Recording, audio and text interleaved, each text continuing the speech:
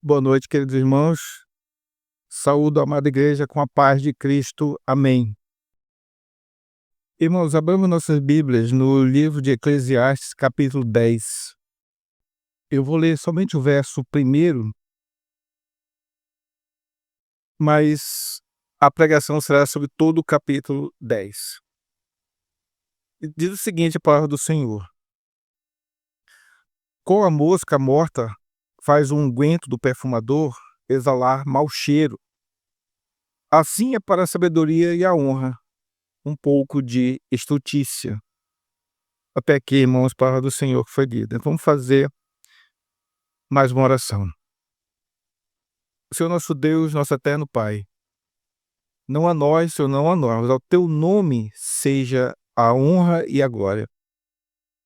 Bendito seja o Senhor, que não nos rejeita a oração, tampouco afasta de nós a sua graça. Ó Deus, crie em nós um coração puro e renova dentro de cada de nós o espírito inabalável.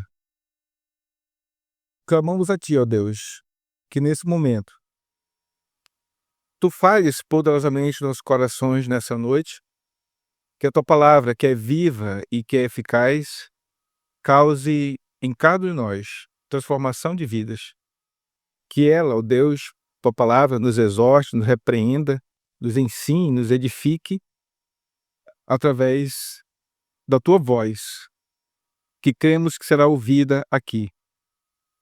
Por isso, ó Deus, prepara os nossos corações para receber a Tua mensagem, a mensagem que vem lá do alto, para o nosso crescimento e edificação espiritual. Sei com a Tua igreja, Deus, abençoa-nos. É o que nós oramos agradecidos, em nome de Jesus Cristo. Amém. Irmãos, o livro de Eclesiastes, no capítulo 1, versículo 2, ele diz assim, ele começa usando as palavras vaidade e vaidades. Tudo é vaidade. É importante que se fale isso, porque vaidade não é necessariamente preocupação com aparência física. Não é preocupações com passar, por exemplo, 2 horas diante do espelho. Não é esse o significado de vaidade. No original, a palavra é rebel. Essa palavra rebel, ela é uma palavra que é um pouquinho difícil de traduzir, porque ela possui muitos significados, embora estejam relacionados. Por exemplo, pode significar ilusão, pode significar vapor, pode significar fumaça, sopro, pode significar fôlego, mas também pode significar algo que é inútil, algo que é em vão. Ou seja, meus irmãos, significa tudo aquilo que é transitório, tudo aquilo que não é permanente. No livro de Eclesiastes, há uma outra expressão que também é muito comum, que é a debaixo do sol ou debaixo do céu. Debaixo do sol, ela se refere à vida humana sob uma perspectiva puramente terrena, ou seja, quando a vida é vivida à parte de Deus. Uma coisa que eu considero muito importante, antes de expor a passagem do capítulo 10, é muito importante nós sabermos que, na maioria das vezes, Salomão, que é o autor da carta, ou melhor, do livro, né, na maioria das vezes, ele está falando exatamente sobre essa perspectiva terrena, essa perspectiva debaixo do sol. Por isso é que Salomão sempre conclui que debaixo do sol é isso mesmo, tudo é vaidade, é correr atrás do vento. Tudo é transitório, nada é permanente. Um outro comentário é que os textos de Eclesiastes, eles são um pouco difíceis de você interpretar, exatamente porque eles desafiam a nossa mente. Ele tem uma característica desse livro, é que o pregador, que é o nome de Eclesiastes, o pregador, que é Salomão, ele não dá a informação de graça, mas ele exige dos leitores um estudo mais aprofundado, um exame, uma pesquisa mais aprofundada.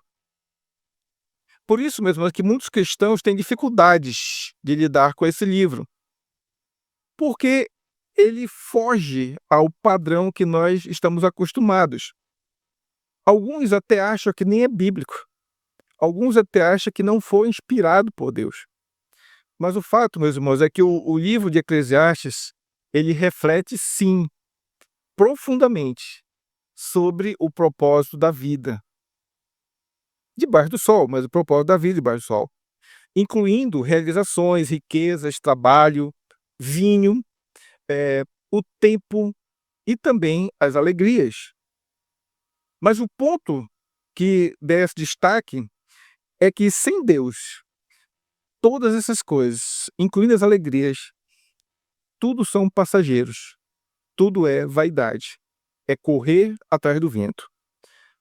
Porque tudo que é verdadeiramente bom só vem de Deus. Mesmo debaixo do sol, as alegrias que nós tivermos, sempre vêm da mão de Deus. No capítulo anterior, capítulo 9, Salomão falou sobre a realidade inevitável da morte.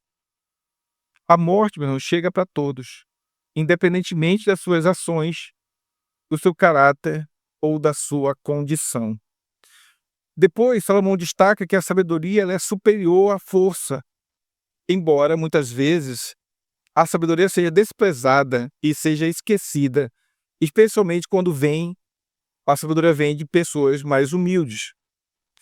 Nesta pregação, Eclesiastes 10, aqui vemos um contraste entre a sabedoria por um lado e a tolice de outro.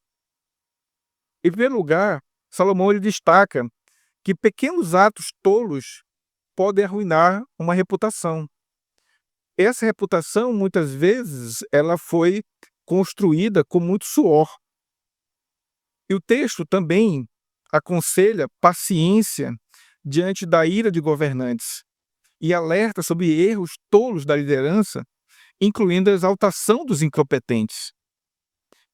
Também, ele usa metáforas relacionadas com o trabalho. Salomão mostra os perigos da imprudência e da falta de preparo, falta de planejamento. Depois ele enfatiza que as palavras do tolo só trazem ruína e não transmitem graça. No versículos finais, Salomão critica os líderes irresponsáveis, que buscam só os prazeres em vez de governar com seriedade. Além, obviamente, de alertar sobre os riscos das fofocas para com os governantes. Porque você fofocar contra o governante, isso pode trazer sérias consequências. Portanto, mesmo, no capítulo 10, ele é um belo contraste entre a tolice e a sabedoria. Por isso, meus irmãos, o título dessa pregação é Pequenas Tolices, Grandes Consequências. Dividi essa pregação em 5 partes.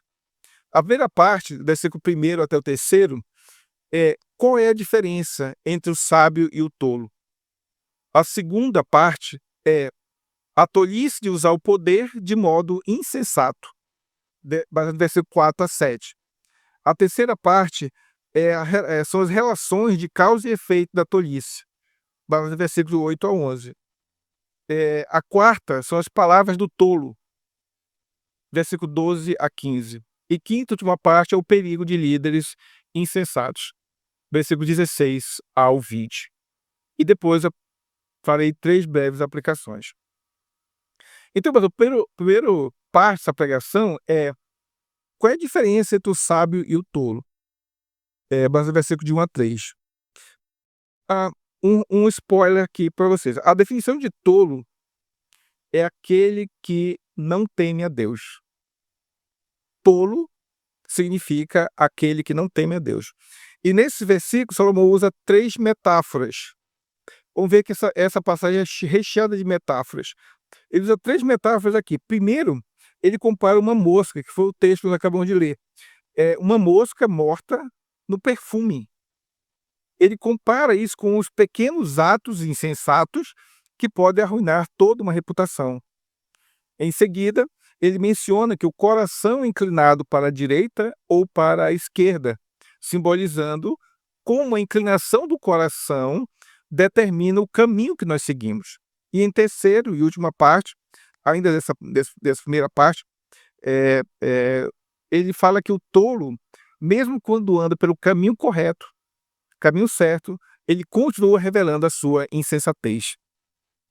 O verso 1 que lemos diz: "Qual a mosca morta faz o unguento do perfumador exalar mau cheiro, assim é para a sabedoria e a honra, um pouco de estultícia." Então, mas o texto fala aqui de moscas que morreram. Aliás, a tradução, a mosca pode também ser traduzida como insetos. Mas assim, as moscas morreram e o fedor do cadáver da mosca deixou o perfume com um cheiro detestável.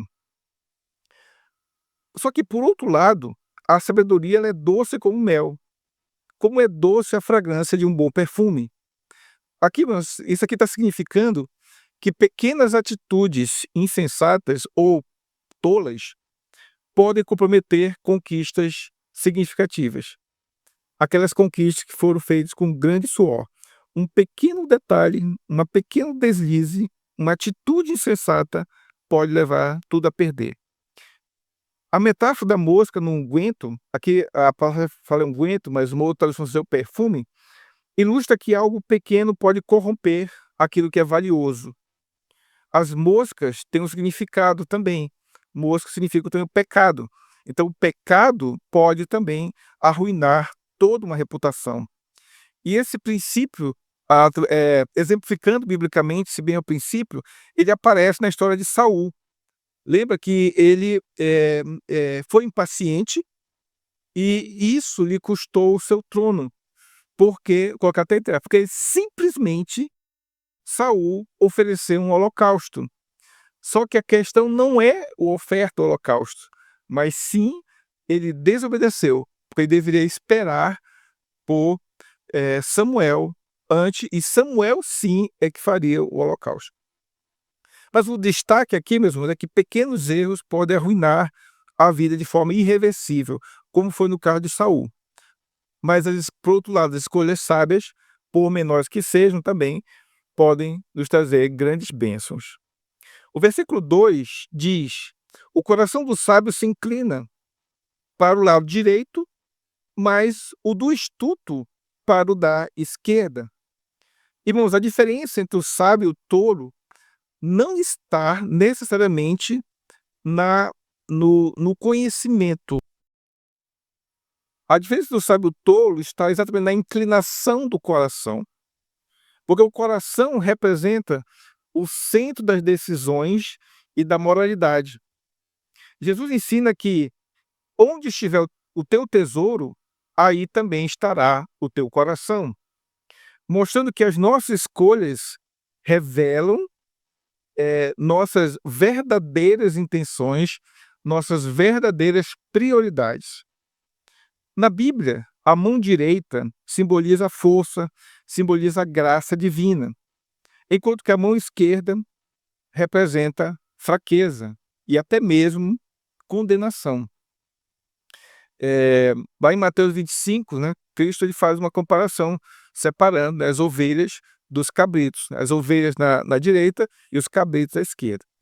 Mas o sábio, ele se inclina para o lado direito, que é o lado da retidão, enquanto que o tolo se inclina para o lado esquerdo, que é o lado do erro. Então, um exemplo bíblico disso é exatamente a história de José, José do Egito, que ele escolheu a sabedoria quando ele decidiu fugir do pecado que ele poderia ter cometido com a esposa de Potifar. Então veja, a inclinação do coração de José foi para a direita e não para a esquerda. Outro detalhe importante, já vimos aqui numa pregação, a direita também era usada, a mão direita também era utilizada para abençoar. Lembram que Jacó cruzou os braços para colocar a mão direita sobre Efraim, porque a mão direita é a mão que abençoa. Então, mesmo assim, a diferença entre a sabedoria e a tolice depende da disposição do coração em ou seguir a Deus ou recusar seguir a Deus. E o verso 3º, que diz: quando o tolo vai pelo caminho, falta-lhe o entendimento, e assim a todos mostra que é astuto. Estuto. O texto ensina, e portanto, que a tolice ela não pode ser escondida, porque as palavras do tolo, as ações do tolo vão revelar que ele é um tolo. Por isso que a tolice ela acaba se tornando óbvia para todos. Quando ele usa aqui a expressão falta de entendimento, isso indica a ausência completa de discernimento moral, discernimento espiritual. Então, mesmo que o tolo aparentemente siga pelo caminho correto, mais dia, menos dia, o seu comportamento vai expor a insensatez da vida do tolo. A Bíblia mostra que o insensato ele age de forma impulsiva. Ele é impulsivo. E um exemplo bíblico disso é exatamente o rei Acabe, que foi um rei tolo, no sentido de que várias situações, mas uma delas especificamente é que ele ignorou o conselho do profeta Micaías. Micaías disse: se você for para a batalha, você vai ser morto. E ele foi para a batalha e foi morto, porque ele ignorou a, o conselho do profeta Micaías. Mas Jesus também reforça esse mesmo princípio ao ensinar que pelos frutos os conhecereis, mostrando que as nossas atitudes revelam quem realmente nós somos. Então, no caso, a primeira parte dessa pregação foi qual é a diferença entre o tolo e o sábio. Agora, como segunda parte dessa pregação, nos versículos 4 a 7, vamos ver a tolice de usar o poder de modo insensato.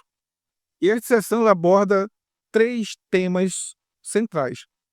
Em primeiro lugar, ela ensina como lidar com a tolice dos governantes que são irados ou que são inconstantes. Em seguida, ele aponta os erros dos governantes. Esses governantes que são tolos, são insensatos, cometem erros porque eles invertem os valores na escolha de líderes. E, por fim, mostra que os governantes tolos, eles humilham os competentes, por um lado, e, por outro lado, eles exaltam os incompetentes. Verso 4. Verso 4 diz: levantando-se contra ti a indignação do governador, não deixes o teu lugar, porque o ânimo sereno acalma grandes ofensores. Então, como lidar com a tolice dos governantes? Nós sabemos que há tolos em todos os lugares, no trabalho, na escola, no governo, enfim, em todos os lugares há tolos. Mas a exortação que nós recebemos aqui, devemos ser pacientes diante dos governadores, esses que são indignados, né, ou irados, ou também instáveis. Os líderes, na época, eles tinham um grande poder, poderes absolutos, inclusive, e tomavam as decisões baseadas nas suas emoções. Mas o conselho do pregador é: não deixes o teu lugar. Então, quando você vai lidar com a tolice de um governador, não deixes o teu lugar. O que isso significa? Não abandone os teus princípios por impulso. Não abandone os teus princípios. A melhor atitude é agir com calma, pois a paciência pode evitar grandes conflitos. Uma ressalva aqui, meus irmãos: não é ser covarde, não é isso. Não é se esconder, não é fugir, mas também não é responder de forma irada. Tem diferenças, né? Tem diferença de você ser um covarde e você ser um sábio. Por isso é que não responda de forma irada, mas permaneça firme nos teus propósitos, firme nos teus princípios, porque importa obedecer a Deus do que aos homens, mas devemos manter firmes, ao mesmo tempo devemos manter a calma. Porque o Provérbios 15:1 nos adverte: a, re- a resposta branda desvia o furor, mas a palavra dura suscita a ira. Um exemplo bíblico de sabedoria, é exatamente o rei Davi. Lembra que o rei Davi foi perseguido pelo rei Saul? E quando Davi tinha a oportunidade de matar o rei Saul, ele não fez, ele não retalhou, mas ele seguiu os seus princípios. Confiando na sua justiça própria? Não, confiando na justiça de Deus. Jesus também ensina-nos que nós não devemos revidar, mas devemos dar o quê? A outra face. Receber um tapa, vire a outra face. O verso 5 e 6 nos diz que ainda há um outro mal que vi debaixo do sol. Perceba que aqui usa a palavra debaixo do sol. Ainda há um mal que vi debaixo do sol. Erro que procede do governador. Qual é? Qual é esse erro? O tolo posto em grandes alturas, mas os ricos assentados em lugar baixo. Então Salomão viu. É importante notar que está escrito que ele viu isso. Então não foi nada inventado. Ele viu. Ele viu e lamenta bastante essa inversão de valores, onde pessoas que são insensatas assumindo o poder, enquanto que os capacitados são simplesmente ignorados. Ele observa que muitos governantes cometem esse tipo de erro. E onde que ele viu isso? Ele viu isso debaixo do sol. Ou seja, afastado de Deus, sem conexão com Deus, ele vê que os governantes tolos invertem os valores. A palavra tolo refere-se a indivíduos que são arrogantes, são moralmente irresponsáveis, enquanto, por outro lado, os ricos, aqui nesse contexto, representam os sábios, pessoas experientes, não necessariamente ricos financeiramente, mas ricos em sabedoria e experiência. Um exemplo de tolice dentro desse contexto é exatamente o Roboão, que é filho de Salomão, que foi rei também. Ele desprezou os conselhos dos sábios e deu ouvidos aos jovens inexperientes. Isso resultou em quê? Divisão do reino.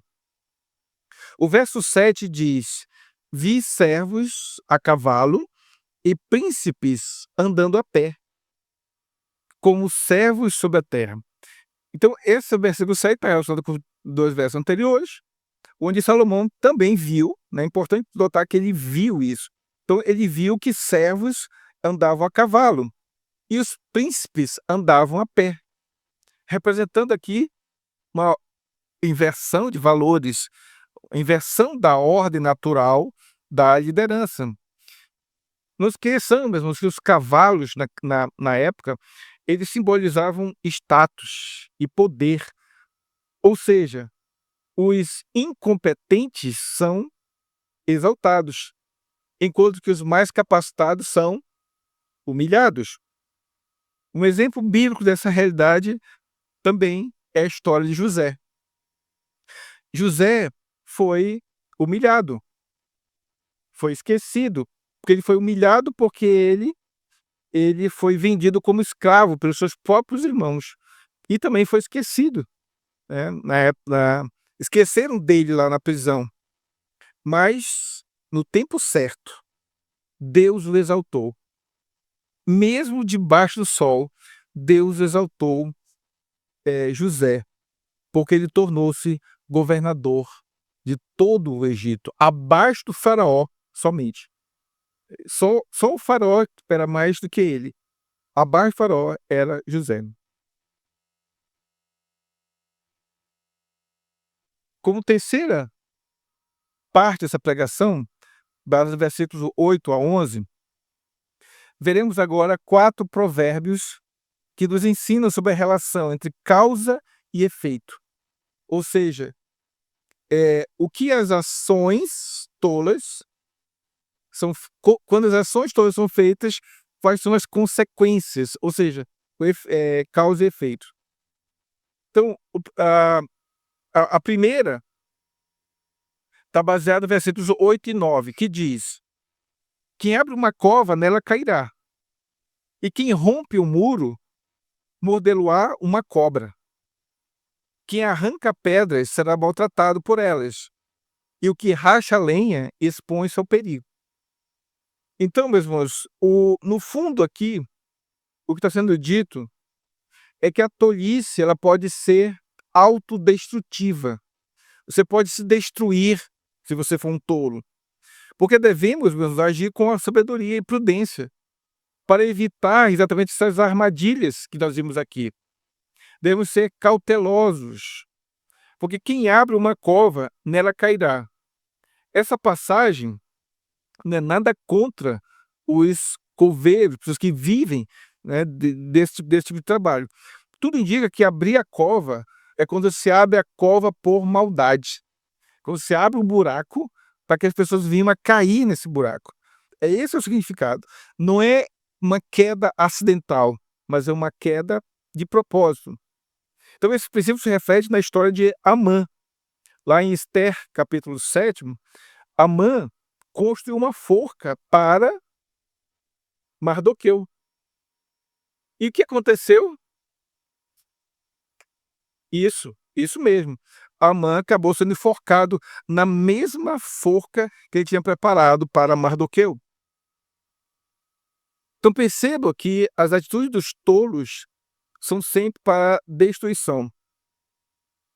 No Salmo 57, Davi declara que os seus inimigos caíram nas suas próprias armadilhas.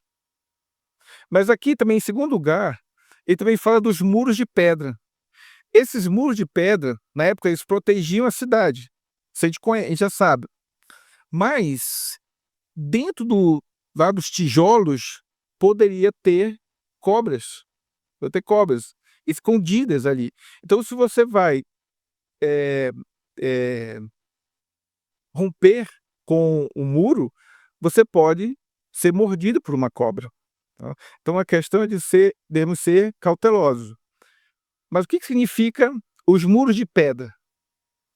Quando você destrói os muros de pedra. A maioria dos teólogos concordam que significa que quando você faz alguma mudança repentina na tua vida, isso pode trazer grandes problemas. Ou quando você age de forma impensada diante de uma situação, toma uma ação de forma impensada, isso pode trazer grandes problemas. Além disso, no versículo 9, o autor ele usa metáforas tiradas, né, do trabalho braçal, inclusive, exatamente para reforçar esse princípio. Quando ele diz assim, remover pedras, quando ele diz rachar lenha, sabemos que essas atividades elas eram essenciais, principalmente na época em que esse texto foi escrito. Mas exige de quem faz esse tipo de trabalho cuidado, tem que ser cauteloso. Resumo da história aqui, significa que toda ação, mesmo ação lícita, não é simplesmente ação ilícita, não. Mesmo ações lícitas têm os seus efeitos, para o bem ou para o mal. Nos versos 10 e 11, que diz: se o ferro está embotado e não se lhe afia o corte, é preciso redobrar a força. Mas a sabedoria resolve com bom êxito. Se a cobra morder antes de estar encantada, não há vantagem no encantador. Então, em primeiro lugar, se você quiser derrubar... Essa é uma frase que é muito conhecida. Se você quiser derrubar uma árvore na metade do tempo, passe o dobro do tempo afiando o machado. Repetindo, se quiser derrubar uma árvore na metade do tempo, passe o dobro do tempo afiando o machado. E aqui mesmo ressaltando a importância que nós temos de melhorar nossas habilidades, relembrar os conhecimentos que nós aprendemos, investir tempo se preparando para as situações da vida, que aqui tem a ver com afiar a lâmina do machado. O que que significa para a gente? Devemos estar sempre buscar, né, estar sempre capacitados e prontos para para, as situações que venham a ocorrer. Porque senão, irmão, você acaba não progredindo muito. Você não está preparado para as coisas, vai surgir oportunidade, você não vai conseguir, obter êxito. E outra coisa também muito importante, se você não se preparar, se você não afiar o machado, com certeza você vai desperdiçar a tua energia, vai desperdiçar força, não vai ser eficaz, por exemplo. Mas também, continuando o verso 9, ou desculpa, o verso 11, desculpa, mas também há um tempo aqui meu, tem a questão do tempo, né, você gastar mais tempo se preparando, né. Mas aqui também tem que agir também no tempo certo, porque os encantadores precisam agir no momento exato, para evitar serem mordidos. Então se ele vai tocar na cobra, e a cobra não está encantada, ela vai mordê-lo. Então também tem a questão do tempo. Mas no fundo, tudo aqui tem a ver com a cautela e com a prudência também. Pronto, vamos ver uma passagem bíblica que fala sobre isso. A parábola das 10 virgens. Ah, conhecemos que tinham 10 virgens para um casamento e 5 eram tolas. 5 eram prudentes, mas 5 eram tolas. As tolas não levaram azeite não levaram azeite para as lamparinas. E o que aconteceu? O noivo demorou um pouco a chegar. E acabou que elas ficaram sem o óleo, né, sem um unguento lá. O que acontece, meus irmãos, é que, devemos buscar essa sabedoria que vem do lado de Deus para saber qual o momento certo para nós agirmos em qualquer situação.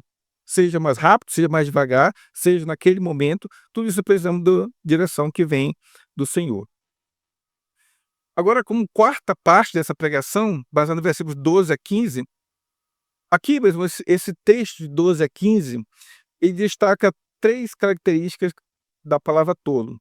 A primeira, isso tem a ver com a palavra do tolo agora. Primeiro, as suas próprias palavras levam à ruína. Em seguida, o tolo fala demais e muitas vezes sem conhecimento. E por fim, a tolice o esgota, tornando exaustivas até mesmo as tarefas mais simples. Então vejamos os versos 12 e 13, que diz: nas palavras do sábio há favor, mas ao tolo os seus lábios devoram. As primeiras palavras da boca do tolo são estutícia, e as últimas loucura perversa. Então, as palavras, elas podem edificar ou podem destruir. Quando aqui ele usa o termo, as palavras do sábio a favor, essa palavra a favor também no original pode significar graça. É exatamente a mesma palavra para graça. Então, o dar favor seria, desculpa, a palavra onde há favor são palavras que tenham graça. Por outro lado, os tolos usam palavras impensadas. E essas palavras impensadas vão gerar destruição. Na carta de Tiago, capítulo 3, versículo 2, ele corrobora com isso quando ele diz assim: quem não tropeça no falar é efeito varão. Então, o sábio não tropeça no falar, mas o tolo tropeça. Em segundo lugar, dentro desses versículos 12 e 13, a tolice, ela vai do começo até o fim. Palavras tolas, elas são não somente autodestrutivas, como eu falei anteriormente, mas elas também são mais. Porque a expressão loucura perversa, que está aqui no versículo 12, no versículo 13, a loucura perversa, ela tem a ver exatamente com a perversidade, que tem a ver com, que lembra bastante a depravação total do homem. Então, o que está falando aqui é que a tolice ela começa pequena, mas ela vai crescendo, versículo 12, né, 13, ela vai crescendo, crescendo, crescendo, até chegar ao ponto de se tornar totalmente perigosa. Ela começa pequena, mas vai crescendo até se tornar um grande perigo. Um exemplo bíblico disso é exatamente o caso do gigante Golias. Lembra que ele zombava do exército do do povo de Israel? Zombava de Davi, zombou, né, de Davi, mas o que aconteceu? O pequeno, o fraco, pequeno e fraco, entre aspas, venceu o grande e forte. A questão não é Davi, não é porque era Davi, mas é porque o Senhor estava com Davi. Isso faz toda a diferença. Os versos 14 e 15, irmão, diz assim: o astuto multiplica as palavras, ainda que o homem não sabe o que sucederá. E quem lhe manifestará o que será depois dele? O trabalho do tolo fatiga, pois nem sabe ir à cidade. Então, em primeiro lugar, a fala do tolo ela é presunçosa. Ela não somente é autodestrutiva, ela não somente ela é perversa, mas ela também é presunçosa. Porque o tolo fala demais. Ele acredita ter controle sobre todas as coisas, inclusive sobre o futuro. Mas nós sabemos que só Deus conhece o futuro, né? Mais uma vez, Tiago, capítulo 4, ele diz que se o Senhor quiser, então, o tolo, ele diz, não, vou para viajar, vou comprar, ganhar dinheiro. Mas Tiago nos exorta aqui, se o Senhor quiser, nós não só viveremos, como também faremos isto ou aquilo. O tolo também está sempre ocupado, está trabalhando demais, faz muitas coisas. Mas o problema é que ele não tem planejamento daquilo que ele faz. Por isso que ele desperdiça a sua energia sem atingir o objetivo final que ele tem. E quando ele diz a frase, nem sabe ir à cidade, aqui no versículo 15, aqui está nos indicando que ele é incapaz de tomar decisões que sejam sensatas. Ele é tolo. E pior ainda, usualmente o tolo não quer nem aprender. As pessoas querem ensinar, mas não estou de boa, precisa não. Então, acontece isso também muitas vezes.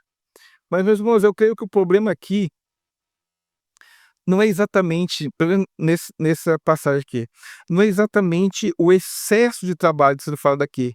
Não é exatamente isso que está sendo falado. O que está falando aqui é o trabalho sem um propósito. Um trabalho que é feito só por vaidade, que é correr atrás do vento. Mas o trabalho, quando é feito para engrandecer o nome do Senhor, aí sim ele tem um propósito. E como quinta e última parte dessa pregação, versos 16 a 20, aqui Salomão vai descrever líderes que são imaturos, líderes que só querem saber de prazeres. Não são bons governantes, só querem saber de prazer, de festa, de vinho. E no final, né, o versículo 20 nos fala que fofocar contra a autoridade pode ser perigoso. Verso 16 e 17, que diz: ai de ti, ó terra cujo rei é criança, e cujos príncipes se banqueteiam já de manhã. Por outro lado, ditosa tu, ó terra cujo rei é filho de nobres, e cujos príncipes se sentam à mesa a seu tempo, para refazerem as forças, e não para bebedice. Irmãos, o líder tolo, ele é incompetente, ele não sabe liderar. A palavra criança aqui, nós não pode citar criança, obviamente, mas também pode significar que esse rei, ele é imaturo. Esse rei, ele é inexperiente, não sabe como governar. Então o que Salomão está criticando aqui são esses líderes irresponsáveis e que tomam decisões por impulso. não sabe como governar, não tem sabedoria para governar. E a expressão "cujos príncipes comem pela manhã" indica aquela liderança que priorizam as festas, que priorizam o álcool, que priorizam os prazeres, ao invés de focar no governo. Então essa é uma diferença gritante aqui. Já no verso 17, Salomão contrasta exatamente isso, quando ele descreve uma nação que é feliz. A palavra ditosa quer dizer feliz. E quando o seu rei, ele é filho de nobres. Aqui, o filho de nobres significa, alguém que é capacitado, alguém que é disciplinado, alguém que é totalmente preparado para exercer o papel de liderança. E quando ele usa o termo "sentam à mesa a seu tempo", significa que o equilíbrio entre trabalho e prazeres, há um equilíbrio. Não é só um, não é só o outro. Há um equilíbrio entre essas duas coisas, trabalho e prazer. O verso 18 e 19 nos dizem: "Pela muita preguiça desaba o teto, e pela frouxidão das mãos goteja a casa. O festim faz-se para rir, o vinho alegra a vida e o dinheiro atende a tudo." Em primeiro lugar, Salomão aqui ele começa falando da preguiça, a preguiça do tolo, que faz. Aqui ele usou, né, a questão da casa, usou teto, né, depois usou casa. Ele faz com que essa casa caia aos pedaços, significando o quê? Que a negligência na administração leva ao colapso. Quando ele usa o termo "a frouxidão das mãos", representa exatamente a falta de compromisso, aquela falta de querer fazer, inclusive aquela ociosidade também. Ao invés de estar no trabalho, prefere estar nas festas. Um exemplo bíblico de preguiça, essa preguiça que está falando aqui, é exatamente o sacerdote Eli, lá em 2 Samuel, 1 Samuel 2. O profeta Eli não disciplinou seus filhos, não disciplinou seus filhos quando deveria. Isso causou um grande declínio espiritual em Israel, por causa da preguiça do sacerdote Eli. Mas também, em segundo lugar, aqui o verso 19 é um pouquinho difícil de interpretar, porque aqui está falando da questão do da festa, né, do riso, do vinho que traz felicidade, mas também fala que o dinheiro como sendo a resposta para tudo. Por que eu falei que é difícil interpretar? É um pouquinho difícil de interpretar, porque pode ser algo positivo ou pode ser algo negativo. Se for positivo, nós sabemos que o dinheiro tem um papel importante na nossa vida cotidiana. Mas também pode glorificar a Deus quando você usa do teu dinheiro para a obra de Cristo. Então esse é o aspecto positivo.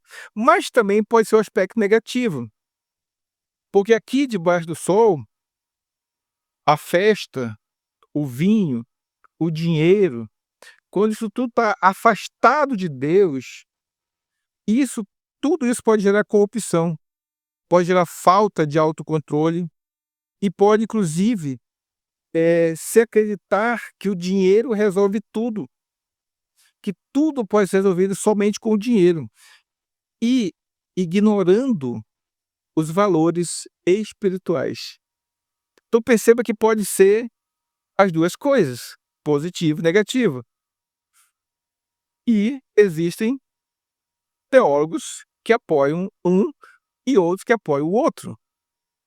Mas o contexto imediato indica ser negativo, porque o contexto vem falando sobre isso. Então, aqui debaixo do sol, essas festas, vinho, dinheiro, sim, pode ser utilizado de forma equivocada, não de forma positiva, apesar de haver a possibilidade, mas eu creio que não é positivo, deve ser o aspecto negativo. E, por fim, o verso 20 que diz: nem no teu pensamento amaldiçoes o rei. Interessante. Nem em pensamento amaldiçoe o rei, nem tampouco no mais interior do teu quarto. No interior do teu quarto rico, porque as aves dos céus poderiam levar a tua voz, e o que tem asas daria notícia das tuas palavras. Então o texto adverte contra a tolice de menosprezar as autoridades, mesmo que seja só no pensamento. O trecho "as aves dos céus poderiam levar a tua voz", aqui é uma metáfora para mostrar que as palavras não ficam ocultas para sempre. Vai ter sempre alguém prestando atenção. Lembra daquela tem ditos: "As paredes têm ouvidos"? Pronto, é exatamente aqui que isso cabe, porque as palavras não ficam ocultas para sempre. E no passado, criticar um rei poderia levar até à morte. E hoje, até mesmo palavras descuidadas, principalmente nas redes sociais, pode gerar consequências graves. E até mesmo um passarinho, por falar daqui, um pássaro, o aves dos céus, esse passarinho pode levar uma palavra mal falada a um superior. Lembra? Eh há uma frase que é muito comum ser dita, "Não, um passarinho me contou que" pronto, é a mesma utilização aqui dessa passagem. E um exemplo bíblico dessa tolice é Mateus, né, capítulo 12, que nos lembra que nós vamos prestar contas de todas as nossas palavras no dia do juízo. Irmãos, para resumir o que nós estudamos até aqui, há várias características do tolo, e o inverso tem a ver com a característica do sábio. Então, em primeiro lugar, o tolo ele arruína sua própria reputação com pequenos atos insensatos. Segundo, o seu coração está inclinado para a tolice. Terceiro, falta-lhe o entendimento, por isso só faz tolices. Quarto, reage impulsivamente diante da ira do governante. Quinto, promove líderes incompetentes e despreza os qualificados. Sexto, tramam maldades contra os outros e muitas vezes colhem as consequências de sua própria maldade. Sétimo, não são prudentes no trabalho e sofrem os perigos. Oito, não melhoram suas habilidades, dificultando o seu próprio trabalho. Ou seja, não afia o machado. Nono, perde a oportunidade de agir no momento certo. Décimo, suas palavras são só tolices e por isso destroem a si mesmo. 11, se desgastam porque desperdiçam suas energias em futilidades. 12, são líderes imaturos que só buscam prazeres e riquezas, em vez de serem bons governantes. E 13, última, falam fofocas contra o governante e expõem-se a risco. Bom, chegando no final dessa pregação, 3 breves aplicações. A primeira delas tem a ver com, irmãos, devemos cuidar das pequenas decisões, pois elas vão moldar o nosso destino. Porque pequenos atos insensatos podem comprometer toda uma reputação que deve ter sido construída há anos com muito suor. A vida não é apenas definida por grandes eventos. Não. Elas são definidas por pequenas escolhas diárias. E Jesus nos ensinou que a fidelidade no pouco leva exatamente a responsabilidade no muito. Lá em Lucas 16, com a palavra do administrador infiel. Muitas pessoas perdem oportunidades, perdem relacionamentos, porque negligenciam os pequenos detalhes, que podem parecer pequenos, mas um pequeno deslize moral pode levar a grandes consequências. Devemos orar, meus irmãos, para que Deus revele onde estão as moscas que estão estragando o nosso bom perfume, para que venhamos a ter vida plena. E para que as pequenas áreas que são negligenciadas também possam ser, não podemos mais negligenciar essas coisas, porque pode trazer grandes consequências. Como segunda aplicação, tem a ver com o trabalho. Trabalhe, meus irmãos, com sabedoria e não apenas com esforço, porque muitos trabalham duro, mas não têm estratégia. e acabam se desgastando sem obter nenhum tipo de resultado. O pregador nos ensina que usar a sabedoria no trabalho é mais importante do que apenas esforço físico. Jesus ensinou que é possível estar muito ocupado, mas não está frutificando. Por exemplo, Marta trabalhou muito, mas Maria, por outro lado, escolheu a melhor parte. Então, Cristo nos chama para um trabalho eficaz, guiado pelo Espírito Santo, e não apenas por ativismo religioso ou profissional. Mas o que eu vou dizer mais importante dessa aplicação, meus irmãos, é que na nossa vida espiritual, em vez de nós nos sobrecarregarmos com atividades em demasia, devemos antes buscar um relacionamento mais profundo com Deus. Quando você busca um relacionamento com Deus, todas as coisas, todas as atividades que você faz, seja secularmente, seja espiritualmente da igreja, todas as coisas vão se encaixar, porque você buscou relacionamento com o Pai. Porque trabalhar para Deus sem comunhão com Deus só leva ao esgotamento e não frutifica. E como terceiro e último, aí tem a ver com olhar acima do sol. Veja que Salomão, ele sempre fala, ele está falando sobre perspectiva abaixo do sol. Só que a última exortação é: olhe acima do sol. Lembrei até da oração do diácono Josias. Olhar acima do sol. Por quê? Colossenses 3:2 nos diz: pensai nas coisas lá do alto, não nas que são aqui da terra. Então, mesmo se nós olharmos somente na perspectiva de baixo do sol, aí não tem jeito. Vamos ver só vapor, vamos ver só sopro. Tá chamando a atenção mesmo. Vai ser só sopro, vai ser só névoa, vai ser tudo fútil, tudo é vaidade. E é correto. Mas veja, a perspectiva é não só olhar debaixo do sol, ou não focar somente debaixo do sol, mas também focar no que está acima do sol. E tem um homem que já está acima do sol. Não estou brincando, falando sério. Há um homem que já está acima do sol. Esse homem chama-se Jesus Cristo. Ele já atingiu o outro lado. Aquilo que ele prometeu para nós, ele já alcançou. Ele é o primeiro e único homem que está acima do sol. E ele disse que ia nos preparar um lugar lá no céu para todos aqueles que creem no nome dele. E ele, meus irmãos, é o único e suficiente Salvador das nossas almas. Irmãos, que o Senhor nos abençoe, que Deus possa ter falado profundamente os corações dos irmãos. Vamos orar mais uma vez. Senhor nosso Deus, nosso eterno Pai, louvado seja o teu nome. Queremos te agradecer, ó Deus, pelo livro de Eclesiastes.